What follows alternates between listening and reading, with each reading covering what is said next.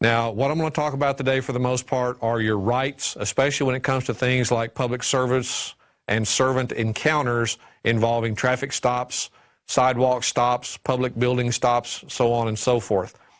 It would surprise you to a great degree just how much the American people are no longer in touch with what their basic, common, unalienable rights actually are.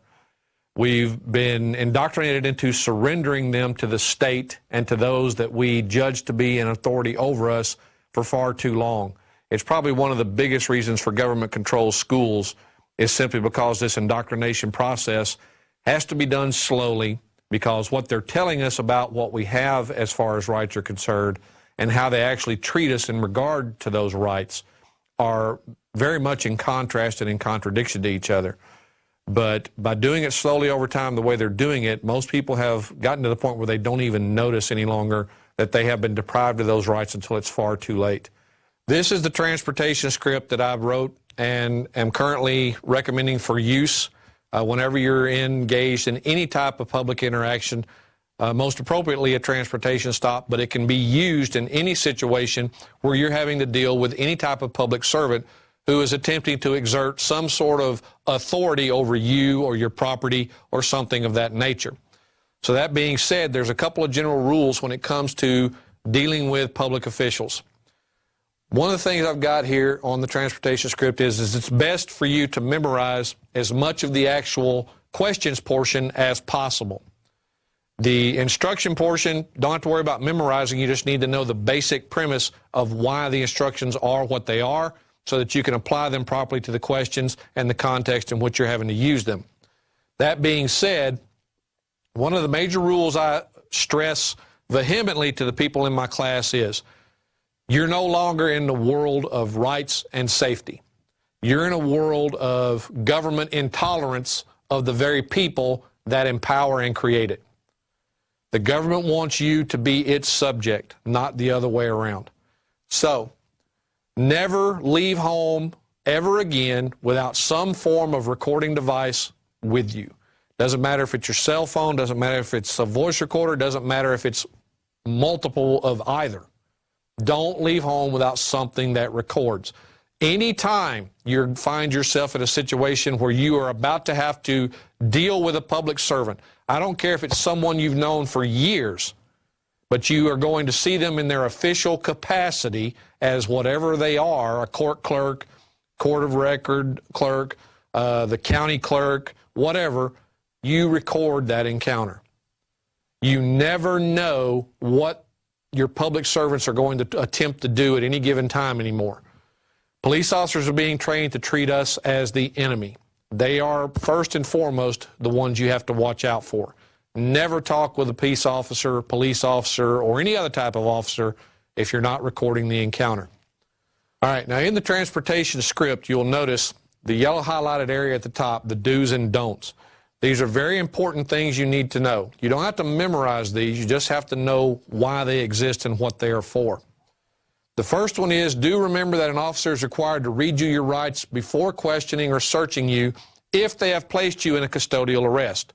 Now, one of the things that most people in Texas do not know is that every time you are stopped for an alleged transportation stop, you are already in a custodial arrest. There are many sections of Texas law that make that clear, but the one that will make it the most pointed will be Chapter 543 of the Transportation Code, where it talks specifically about the arresting officer may release the person arrested from custody and so on and so forth. You also have a Texas court case that says very clearly that that arrest that occurs in 543 is a custodial arrest. So they will always tell you, however, that you're not under arrest. They will tell you that you're in a custodial detention. This is a lie. The reason they're doing this is to get you to start talking freely. Because under arrest, you're liable to watch what you say. Under arrest, they have to read you your rights, which is what this is dealing with. If they don't tell you that and you just talk freely, then anything you say can and will be used against you, and you can't get it suppressed later because the court will view it as a voluntary statement. So you need to know immediately that the moment the lights come on in Texas relating to any form of traffic stop, you are already in a custodial arrest, and you need to act accordingly. That being said, when you look at this and you read 543.001 through 009 of the Texas Transportation Code, you will see that that's the case. You'll also see that the reading of your rights is a mandatory requirement that works in your favor unless you're dumb enough to continue to talk after you've been so informed of this. And you can see that under Article 38.22 of the Texas Code of Criminal Procedure. Be aware, however, that the cops almost never read you your rights. Never. Not when they arrest you, not when they search your car, not when they do any of that. And they're required to do it. So, these are the things you need to be aware of. That means anything you say that can be incriminating, like using the 7 deadly sins, or agreeing with the officer that you were driving, or that this is a vehicle, anything you say or do in that regard is a nail in your coffin at trial. Because you're basically admitting that what he's accusing you of, the regulable activity of transportation, is actually applicable to what you're doing to your car and to your actions and to you personally, when in fact it isn't. But because you're so used to these terms that they're using, you simply agree with them. That's your first mistake. So one of my major rules is there's 3 parts to this. You shut up, you keep shutting up, and when you've done that, you shut up some more. Now, we'll get to that in the do's and don'ts in the next one here. Right now, let's finish this up. Oh, keep it back up, please.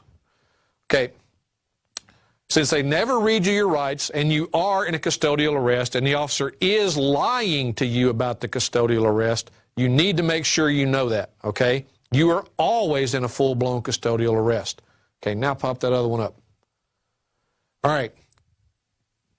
Don't ever answer an officer's questions. There's no requirement for you to answer their questions. I don't care what they tell you. There's no requirement for you to give them anything that they want. Yes, Texas law says you have to give them a license, you have to give them registration, you have to give them proof of insurance. Problem, that's a due process violation. The law is attempting to make it mandatory that you waive a protected right in order to exercise some alleged privilege or exercise an actual right of another type. And it can't do that. No law can do that. That law is invalid on its face the moment it attempts to do that. So you have the right to remain silent, use it. However, remaining silent does not mean become a deaf mute. You still need to talk and you still need to respond in certain ways. It's just not going to be in a way that implicates you or provides them with evidence or information they can use against you. That's what be silent means. Not stop everything. It simply means don't be saying and doing anything that helps them and hurts you. That is the reason why I have a major 3-part rule about everything here, and that is everything that comes out of your mouth has to be directed to one of 3 specific purposes: invoking a right, demanding a right, or protecting a right. If anything you're saying or doing isn't intended to do one of those 3 things, then you're doing the wrong thing. That being said, it simply means, again, to not be a deaf mute, that you are not to provide any information or documents in response to the officer's demands or questions. That means you don't give him a license, you don't give him registration, you don't give him proof of insurance or anything else. All of these will be considered at trial to be a waiver of your protected right to remain silent. It will be considered a waiver of the requirement that they Mirandize you before they seize evidence and statements that they can use against you. And believe me, folks, all of this information can be used against you. It can also be used to further incriminate you. An example being, let's say your birthday was yesterday, and you have a license that you give the officer that says your birthday was yesterday. Can the officer under Texas law charge you for driving without a proper license? Absolutely. It expired yesterday. on your birthday. So unbeknownst to you, you provided him with something that he can actually charge you further with. And he's got the actual evidence because you gave it to him. If he demands that, or the prosecutor demands you produce your license at trial so he can show that it was expired on the date the citation was issued, what are you going to do? You're going to have to produce it. You can't have it suppressed because you voluntarily gave it to the officer at the time. You waived your right to remain silent by giving it to him. Same thing goes if you have the wrong or an expired insurance card. Same thing applies with registration, any of it. They can't compel you to waive your right to remain silent and not to self-incriminate in order to meet their requirement of tell me that you have what I want. Because what they want is for you to allow them to get you in that vice of pay us money or we'll come after you for more money. That's what they're after. So, again, the three fundamentals. Any information or documents in response to the officer's demands or questions is going to hurt you. Invoke your fundamentally protected right to remain silent and to assistance of counsel, and then simply refuse to waive those rights. How do we do that? Well, you waive it because you complied with the officer's demands. The moment you comply, it's waived. You're done. It's over. You cannot get that back. You cannot ask the information be suppressed because the courts will say you gave it up voluntarily. The foremost thing to remember in these situations is to not engage the officers in idle conversation, dialogue, or chit-chat. Why? Because the more comfortable you are and the more talkative you become, the more likely you are to say or do something that's going to hurt you somewhere down the line, or that will give this officer more information he needs to conduct what he's going to refer to as articulable probable cause or a heightened reasonable suspicion to say that you were doing something more illegal or that would give him an opportunity to go fishing down a different path. So don't just talk. Again, if you're doing that, you're doing it wrong. Now, this is known as my self-imposed rule of invoke, demand, and protect. Once you've invoked these rights, you never waive or abandon them by ignoring the procedures I'm giving you here. Any question the officer asks, like where are you coming from, where are you going, who are you meeting, they have nothing to do with the stop. Stop answering those questions. It's none of his business. He has no right or authority to know that. The only way he's going to get those answers is because you give them to him. And he has no business knowing. Stop giving your whole life up to these people just because they tell you they want it. They are used to simply getting these are used to get additional information that may allow the officer to continue his witch hunt and escalate the severity of the charges he might make against you. Also, never answer questions like, do you know why I pulled you over? Or are you aware that you... Stop helping this guy screw you over. That's what he's doing. When he asks those types of questions and you answer, what are you doing? You're giving him evidence. Well, yeah, I guess you caught me speeding back there or running that stop sign or going through that red light. Thank you for the confession that he has on his audio-video recording and will use against you in a court of law. Stop answering questions. Just don't. Next slide, please. You do need to remember to do the following immediately when you realize you're getting pulled over. First and foremost, roll up all of your windows and lock all of your doors. Okay, why? Because these guys are getting more aggressive every day about jumping in your car without any probable cause, coming in from the passenger side, your side, and just pulling you out of the car for no good reason, yanking your keys out of the ignition and refusing to give them back, any of those things. Roll your windows all the way up, lock all of your doors. That keeps them outside and you inside until they can give a viable reason why that needs to change. Don't give them the opportunity to do that. My personal habit, I'm not going to get into my habit because I don't recommend most people do it. You get the document by going to the website and downloading it. You can read what my habit is, but I'm not going to talk about it here. Do remember, however, that my objective here is not to get anyone hurt or injured. You have to use your own judgment as to how far you're willing to press your rights and keep them. That's entirely an individual requirement. You and only you know the situation you're in at the time. You and only you have reason to believe this officer is going to lose control and do something that will seriously injure you. You need to take that into consideration whatever happens, okay? But that being said, you need to be very careful that it gets to a point that is documented that you did not waive that right willingly, that you were forced to do it. Don't ever roll down more than one window at a time if you do remain in your car when you get stopped. No matter what the officer tells you to do, one window only. I don't care if there's cops at every window saying roll this down, don't do it. One window only. Why? Well, if you create more than one air vent in that car by rolling down multiple windows, you will create a cross breeze inside of that car. If you do that, that immediately gives the officer the opportunity to say he smells something coming from the car. With a single window down, that is impossible.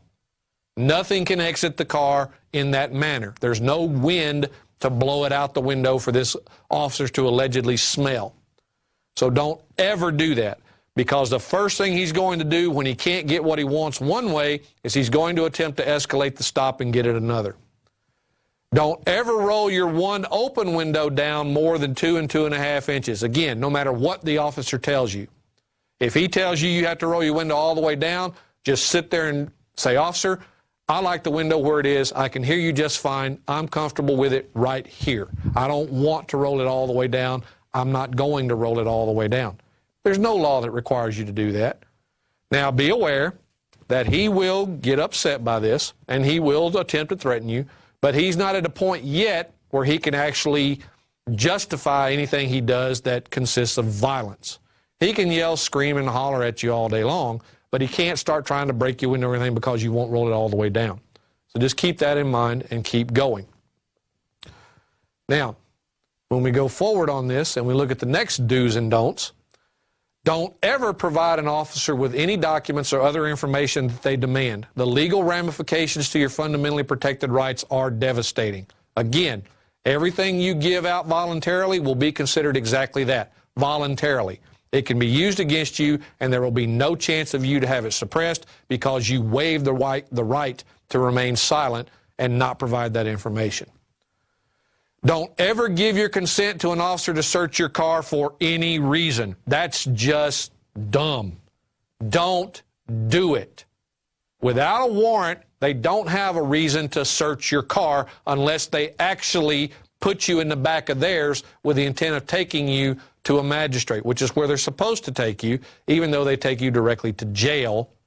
You need to be aware that that also is illegal in most states, including Texas, and that you can sue them for false imprisonment when they do that. But that's beyond the scope of this presentation. If you want to know more about that, come to my classes down at Brave New Books, or join Tile of Law when it launches, and you'll get to learn about it online. Now, if you give them consent, here's the potential downside. You are asking for the incriminating evidence to get planted in your car, or evidence that you may not have even known was in your car to be discovered. You could have had a friend in there that got nervous and had a joint in his backpack or his pocket or whatever, and immediately threw it under the front seat when the cop pulled you over.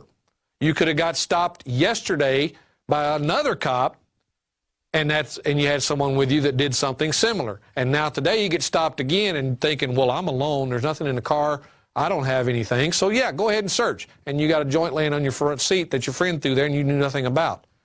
Don't consent to a search that doesn't have a warrant attached to it. Just don't.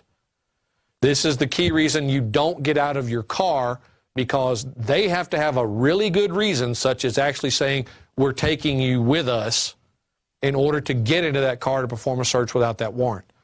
The search incident to arrest requirement that allows them to do it without a warrant, even though you're in a custodial arrest, they're lying to you about that and haven't informed you of that. So if they attempt to search the car at this point, the search can get thrown out and suppressed as being illegal, and they know it.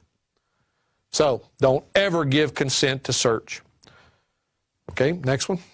All right, the officer is going to almost always insist you are not under custodial arrest, but rather are simply being detained or are part of an investigative detention. Again, that's a lie. No officer has the authority to simply walk up and demand that you answer questions, produce ID, or provide them with your private information. But they're going to try to do that, okay? So it doesn't matter whether they're doing it verbally. It doesn't matter whether they're demanding you give it to them in the physical form on an ID. They can't just walk up and demand it, and you're not required to give it to them. Be aware that when you won't submit and give them your information, though, their favorite tactic is to start threatening you, and they're going to start trying to say they're going to charge you with failure to identify, which here in Texas is one of their favorites. But the problem is, when you read the failure to identify statute, there's only specific ways to commit that offense. And in either case, in order to charge you for not providing information, the officer is required to have already arrested you for some other type of offense. Failure to identify is not an arrestable offense in and of itself, except into subpart B, where it gives the requirement that you don't provide false information in a legal detention. But notice the contrast. In a legal detention, you can't give false information, but you can refuse to give any. Whereas in a lawful arrest for some other offense, you shouldn't give false information and don't, but they also, at that point, they say you can't refuse to give them name, address, and date of birth. And that is the only three pieces of information you're required to give. But nowhere are you required to provide that information at any time on a physical form of ID. You don't have to do it with a license. You don't have to do it with a passport. You don't have to do it with any form of physical identification. Verbal is enough, as long as you provide those three pieces of information if you've been lawfully arrested or detained. Now, given that, when you go down a little further on that, and you be aware that you don't give them the information, they're going to try to charge you with failure to ID, or they're going to attempt to charge you under, after these following conditions, as I just stated, under the arrest versus the detention. They may try to charge you with obstructing governmental operation as well. Again, you cannot obstruct governmental operation simply by refusing to say anything, nor can you do it by verbally responding or interfering with what they're doing by not being quiet. It has to be some sort of physical interference before you can be charged with that obstruction of governmental operation that they try to use. But they will do anything they can to intimidate you if you let them. You need to maintain a calm, cool, self-composed posture at all times. You want the video evidence to show you never lost self-control. If anyone lost control, it was the officer or officers on the scene. They got upset. They lost their temper. They made threats. They assaulted you or your car, okay? That's what you want the evidence to show.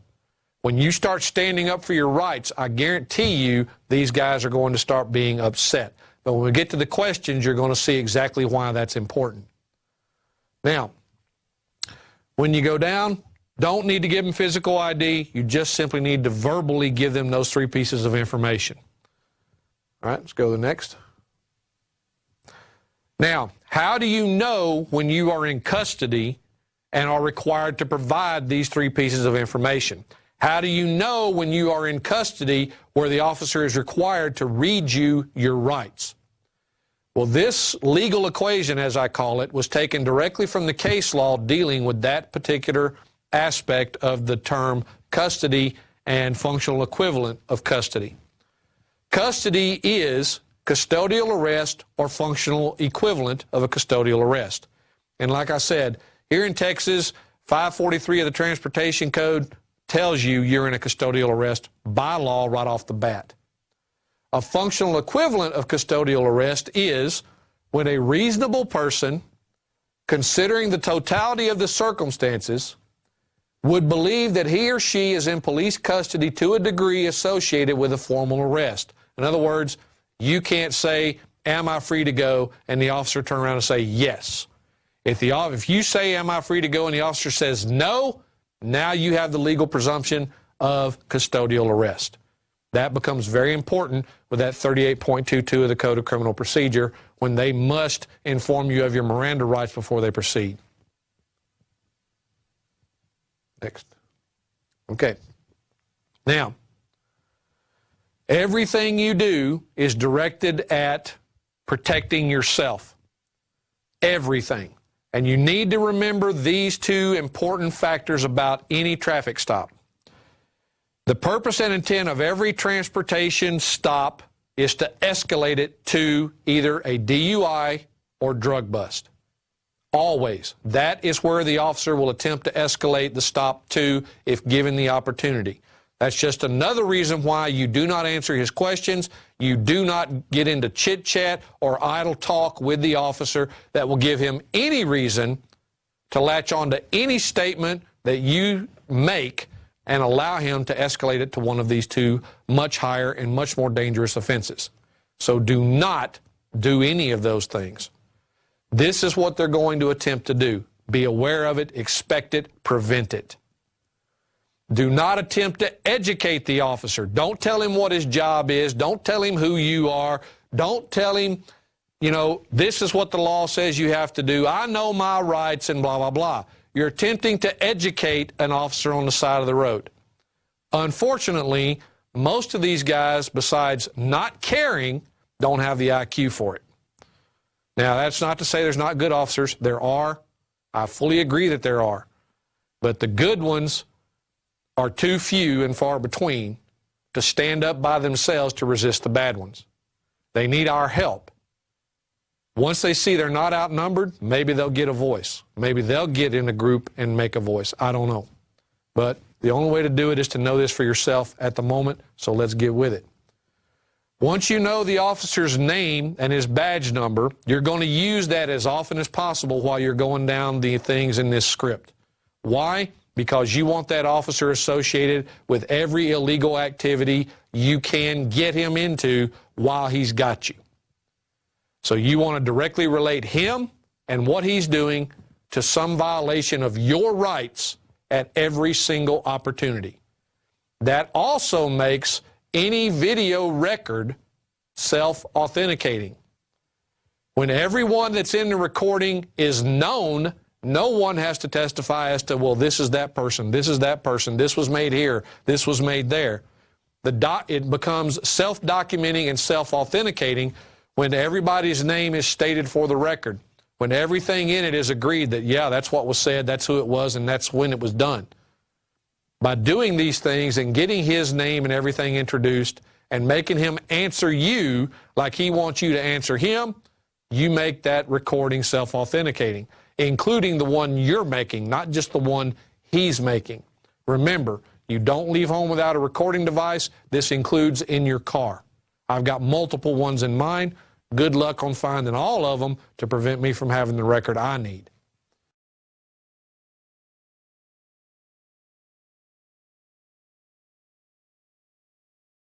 Now, again, everything you say is directed at one of the three rules. Invoke, demand, protect. Always. Next slide. Question 1. For the record, may I get your name and badge number, please? This is the first thing you ask when the officer approaches your car window. You want to know who it is you're dealing with and how to identify them.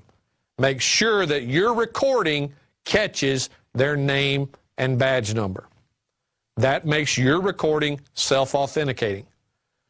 Immediately, let's just say, for instance, the officer said his name is Davis and his badge number is 123. Officer Davis, badge ID 123, is there recording being made of this encounter? Again, you want him to tell you whether or not he's making an official record of this. The things highlighted in yellow, while not required, will help you possibly down the line when you start asking the question about, you know, when you ask for this information and they say, well, we didn't make a recording or the equipment was malfunctioning. These three things will help you prove that's a lie if you got an answer to them on your recording.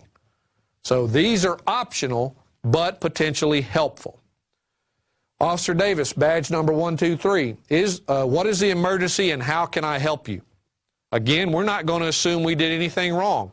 We're not engaged in transportation. We're not commercial. Therefore, his authority to pull us over for some alleged offense under that code is non-existent. Therefore, we have to ask, why are you stopping me? Do you have a problem, and do you need me to help you?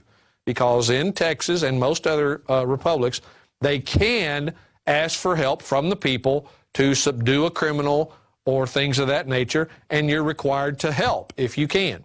So we're going to ask. Officer Davis, badge number 123, what facts or information are you alleging gave you probable cause to stop and accost me? Right there, we're asking the officer to validate his authority. What alleged facts are you relying on as your authority to do what you're doing to me right now? Now, of course, he's going to cite immediately something related to transportation. When we get to trial, that's going to become very important, not only in our defense, but also in our federal lawsuit when we sue everybody in the food chain after this case is over. Officer Davis, badge number 123, do you have a properly signed and issued warrant authorizing you to search me or my property? Again, documenting the right. Do you have a warrant? And this warrant specifically directed at searching, okay? Can you search me or my property? If he says yes, simply ask to see a copy of the warrant. Texas law is now written where the officer is not required to have the warrant in his possession. Used to, he had to have it with him. However, even though he doesn't have to have it in his possession, if you demand to see it, he must produce it as soon as is practicable. Once he gets you to jail, if the magistrate sends you to jail, once he brings you into the magistrate, which is where he is supposed to take you first and foremost, but never does. Again, if he takes you directly to jail, you've got a lawsuit for false imprisonment that you can go after him with. I recommend you do that. Officer Davis, badge number 123, do you have a properly signed and issued warrant of arrest that accurately describes or names me as the person to be arrested? Again, you're going to arrest me, where's your warrant? Okay? Your warrant either has to state me by name or description as the person it applies to. Where is it? Again, if he has it, ask to see it. If he doesn't give it to you right then, he's required by law to still produce it as soon as practicable. For the record, I am not operating in a for-hire capacity by engaging in any form of transportation or other commercial use of the highways. Officer Davis, badge number 123, please acknowledge that you have been so informed. Now, this officer is not going to know what you're talking about, and he's not going to care. He may refuse to answer and so on and so forth. However, you want an answer to every question you ask. When they don't answer, do what they do. Keep repeating the question till they respond. He may say, I don't care, I don't know. Doesn't matter. But you want an answer to this question before you allow him or yourself to move on. Very important that you get this, because once he admits that you told him you were not operating in transportation, and he continues to do something to you using that as his authority, he has admitted his authority was gone, and he held you anyway. That is going to be a very big problem for him in federal court. I had no authority to keep you there, but I did it anyway. Well, we're going to prove to him why that's a very bad idea. Officer Davis, badge number 123, am I under custodial arrest? Again, this is where he's going to lie. If I am not under custodial arrest, am I free to go? And again, he's going to tell you no. You cannot get the same answer to these two questions. They're completely opposite to each other. Either you're in a custodial arrest and not free to go, or you're not in a custodial arrest and you are free to go. They can't be the same answer. Officer Davis, badge number 123, what is the articulable probable cause that leads you to believe that I have committed or am about to commit a crime that authorizes you to stop and detain or arrest me? Again, the officer is going to cite some alleged transportation offense as his initial probable cause. You want that in the record. He's already admitted up here that you told him you were not in transportation, and now right here he's saying, but that's still what I'm going to use as my authority to accost you or do anything else to you. For the record, Officer Davis, badge number 123, in order to protect my rights and not waive any by error or accident, I wish to clarify my legal understanding of the situation. You said that I am not free to go. so I must conclude that I am in a custodial arrest and not simply an investigative detention. Therefore, I am invoking all of my fundamentally protected rights, including my right to remain silent and my right to assistance of counsel. From this point forward, I do not consent to providing you with any information or documents that could or will be used against me in a court of law or to possibly incriminate me. So please do not ask me to produce anything and give it to you. From this point forward, please do not ask me to answer any questions or to perform any tests relating to any matter whatsoever without my attorney present. All right, now the clincher to that setup is going to be this. Officer Davis, badge number 123, do you intend to harm, injure, or punish me by any method of assault, arrest, and or incarceration because I have invoked these fundamentally protected rights? Now that's going to create an immediate problem for the officer. Understand this, when you refuse to produce the demanded documents or to answer any questions, the officer is going to begin to get upset and continuously state the following. The law requires that you produce a driver's license and other information on demand of a law enforcement officer. Well, again, they're also prone to falsely accusing you of obstructing or interfering with a public duty or officer or just outright threatening to commit acts of violence against you and your property. Don't fall for the intimidation tactic. That's what this is. Invoking and refusing to waive your fundamental rights is not and cannot be converted into a crime. And if they do arrest and charge you falsely for interfering or obstructing, then you get to sue everybody. Why? Because they just punished you for invoking those protected rights. They're doing what they're doing because you invoked the right not to let them. But the moment you waive that right, you won't get it back. And you need to keep that in mind. So just remember, when the officers continue to demand that you produce a license, registration, proof of financial responsibility, or any other information or documents, despite their threats, all you do is keep repeating the following.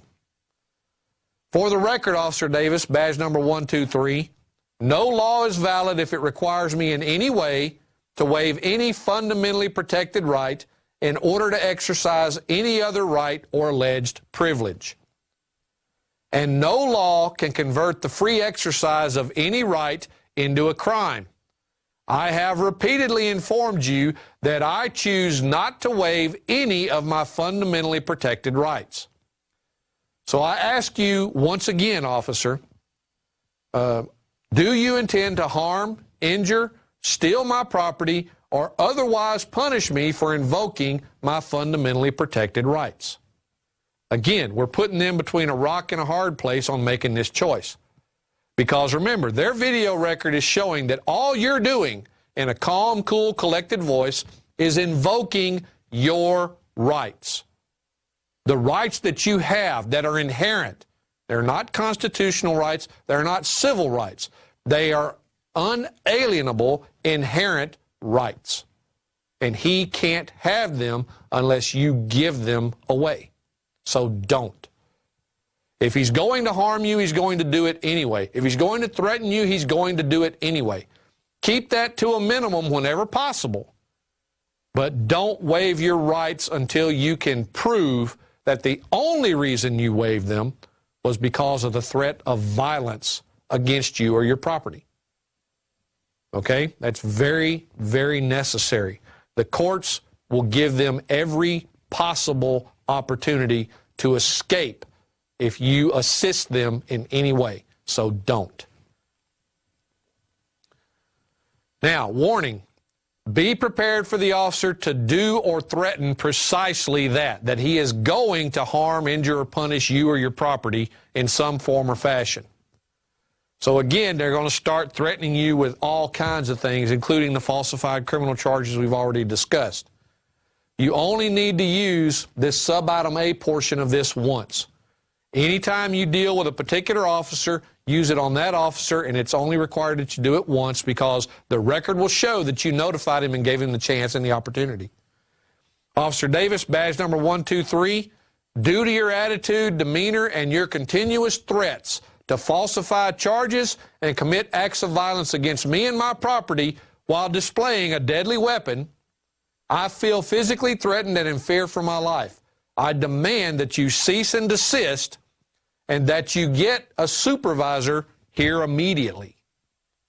I do not consent to any of your actions, the use of force against me or my property, or to being forced to exit my car for any purpose, especially so that you may attempt to steal my property and or assault, injure, or kill me. Again, we're telling the officer exactly what we expect him to try to do. And it's now a part of the official record. Now it's on his back to make sure that anything he does not give the impression that that is what he's trying to do. This actually sets it up to protect you from the officer's actions by making it known to him exactly what you are expecting those actions to be. And so will any jury that sees or hears this recording. And that, folks, is what we want. We want a record that shows a jury in either court, whether it be at trial or at the federal level when we're suing, doesn't matter.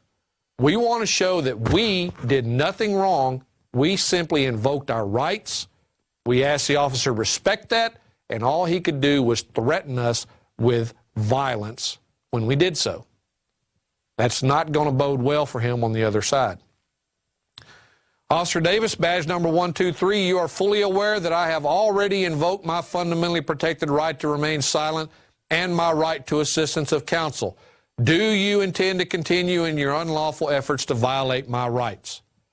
Just keep repeating this like a broken record. Once you've invoked these rights, stand on these rights.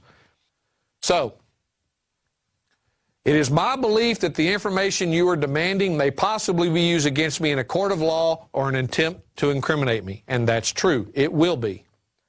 And if that is so, then upon the advice of legal counsel, I must respectfully decline to provide you with any information or evidence that possibly can or would be used against me for those purposes. You have the right not to provide it. Don't. Not a hard choice, folks.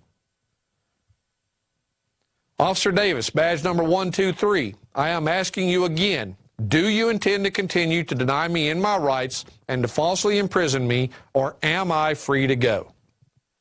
You keep repeating this section down here, and this record is going to be self-authenticating all the way through, and they're going to have a severe problem with anything they do other than just issuing the ticket.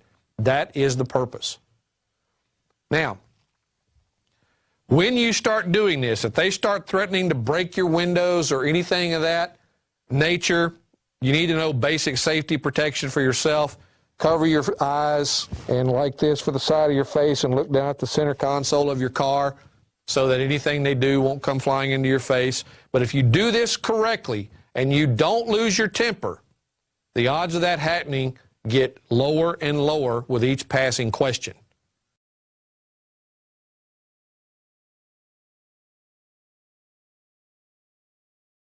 When you are in that car, it is very important that you do not put your face against that 2 to 2.5 inch crack you have on the window. Don't turn and speak directly through it. Don't speak directly into the officer's face. Don't roll your window down any further than the 2 to 2.5 inches. When you talk, you can do it in this manner. Whatever you got to do, tilt your head up, but don't speak directly into the crack or anything else. And here is why. The officer is then going to attempt to escalate this by making false allegations. He's going to say he smelled drugs, he smelled alcohol, anything and everything to give him the grounds to come after you, since he can't do anything more with the transportation stop. You've blocked him at every turn. He wants that DUI or drug bust. That's what he wants. Don't give it to him.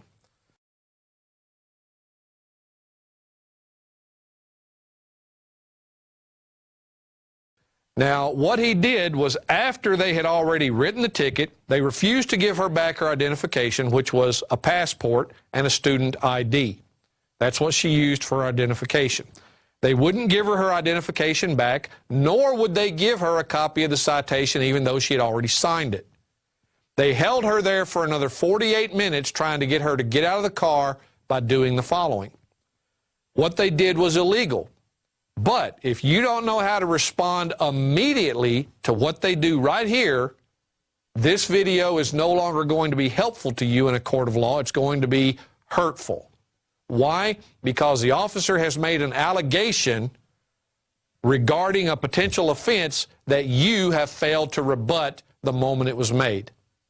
A jury sees or hears that, and immediately the presumption of guilt is going to creep into their minds. So you must expect this, you must be prepared for it, and you must respond appropriately. The moment the officer says something of one of these two things here, sir, ma'am, I smell alcohol or marijuana, and I'm going to have to ask you to step out of the vehicle. Or, sir, ma'am, are you aware that you did something, and I'm going to have to ask you to step out of the vehicle? All right? Beware.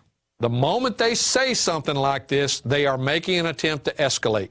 Stop it in its tracks. This is how you respond to this. Officer Davis, badge number 123, your statement is patently false and an outright lie. Are you now trying to fabricate probable cause by making false statements into the record and false allegations against me? Now, the young lady I'm talking about, when they pulled this out of the hat on her, had no clue how to respond. Fortunately, I was on the phone listening. I told her to say exactly this, and she did. This was what happened next. Ma'am, hold on, please. I'll be right back. And the officer turns and walks away to go get advice on what do I do now. She caught me red-handed, flat-footed, making a false accusation, and the recording shows that she expected it. Her response was too quick not to expect it. But I'm practiced at this. I know how this works. So having me on the phone with her prevented what would have otherwise been a possible bad outcome for her. Now, this officer walks away for several minutes. He comes back to the window with his supervisor, and they start arguing with her about the alcohol and everything else.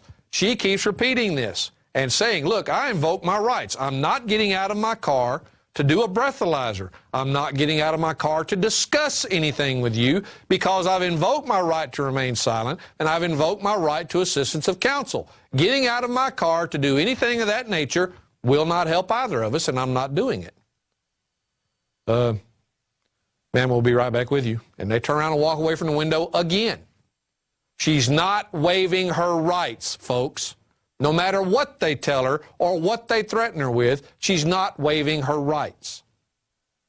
When this was all said and done, all they did was finally give her back her ID and a copy of the citation, and she went home. Yes, they held her up for a couple of hours, okay? And they wrote her tickets for things that she could have easily done if she was willing to waive her right to remain silent and everything else by producing the documents they wanted. But believe me, when you get to trial and you start arguing not engaged in transportation, the last thing in the world you want is the state prosecutor to stand up there and say, well, they produced a license, which is associated with transportation. They produced the registration, which is associated with transportation. They said they were driving a vehicle, which is associated with transportation. And they gave them proof of financial responsibility, which is also associated with transportation. The record now shows clearly that you confessed that transportation is absolutely relevant to what you were doing, and the officer was fully justified in pulling you over to issue that citation. That, folks, is what waiving your rights has accomplished by producing the information they are demanding. Like it or not, they expect you to waive your right of due process, your right to self-incrimination, and everything else to accommodate their desire to generate revenue off the backs of you and I.